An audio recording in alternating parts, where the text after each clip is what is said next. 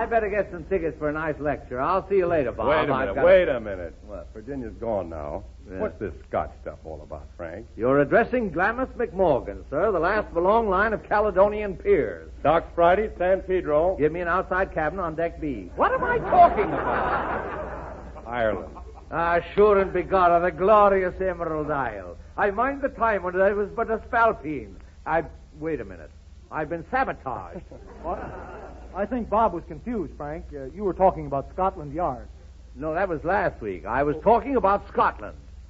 Oh, I wish I could return to the McMorgan ancestral seat on the bank of the Glen Hoosgow.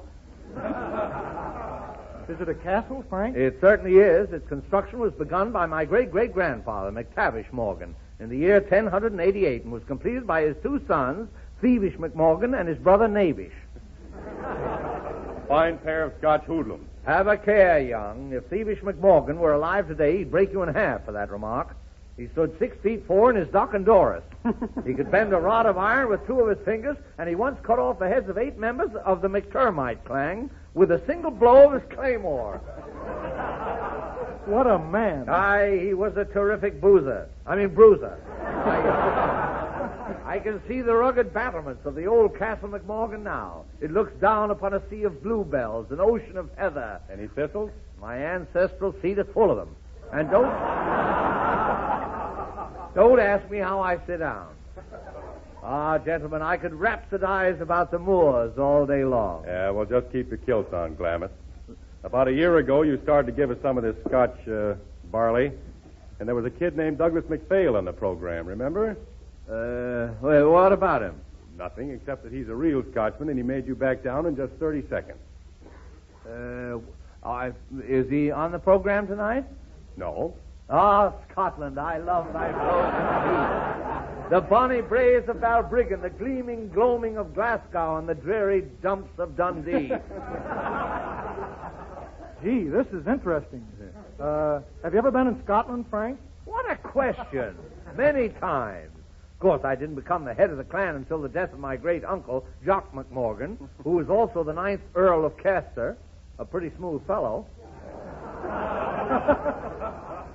How did he die, Frank? Well, his death was a master stroke of irony. Jock survived the bloodiest feud fought by the Clan McMorgan in modern times. 3 long years of constant fighting against the second toughest clan in Scotland. Who were they, Frank? The Clan Chowder. Oh. Clan Chowder? Yes, they were Coney Highlanders. Well, how did he die, Frank? Well, I'm coming to that. When all of the Clan Chowder was mopped up, Jock rode home to the Glen Hoosgow to spend the rest of his days in peace. Imagine his consternation when he ripped his kilt while dismounting from his horse. He was terrified. What was he terrified about? Have you never heard of the ancient Highland superstition? When a Scotchman tears his kilt, the end is in sight.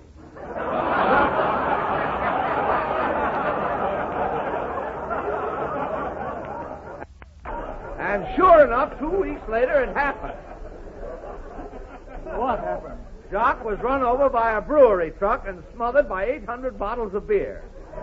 It was a 9 days wonder in the village. Why? Well, it was the first time the drinks were ever on him. Well, after Jock's death, of course, I hurried to Scotland to inspect my estate. The enormous castle is beautiful in its historic setting, but it was impossible for me to stay there, so I determined to move it stone by stone to a lovely ocean site in California. Gee, that's a job for the PWA. Yes, well, that was the agency to which I entrusted it. But unfortunately, someone misinterpreted the plans, and what do you think? What? My castle is now the fun house on the Venice Pier. Can you get me some free passes, Frank? McWilson, when you're talking to McMorgan, don't talk about free passes.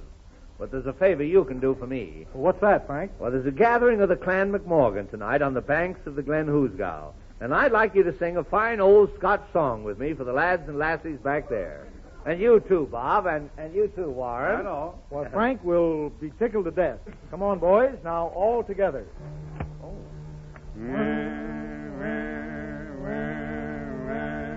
You take the high road and I'll take the low road, and I'll be in Scotland afore it. But me and my true love will never meet again on the bonny, bonny banks of Loch Lomond.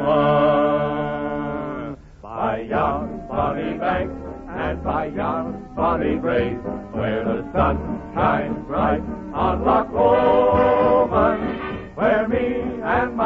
love wherever one to gain on the funny, funny bank of Loch Lomond. Oh, funny, oh, brave, oh, funny bank and brave. Oh, funny, funny, funny, funny bank and brave, where he and my true love wherever want to gaze on the funny bank, on the funny, funny bank, on the funny, funny bank of Loch Lomond.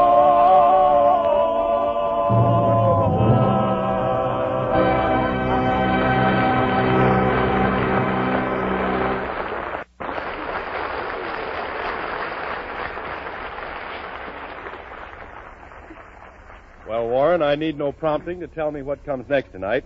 That wonderful fragrance in the air means only one thing. That's right, Bob. It's coffee time again.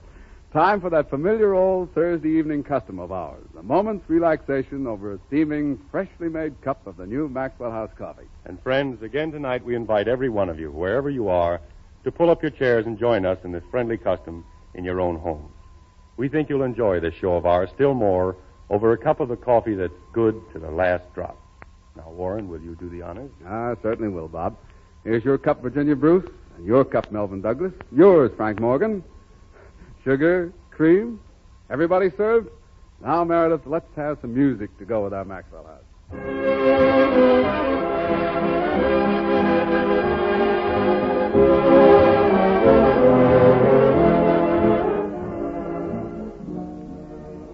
We pause briefly for station identification.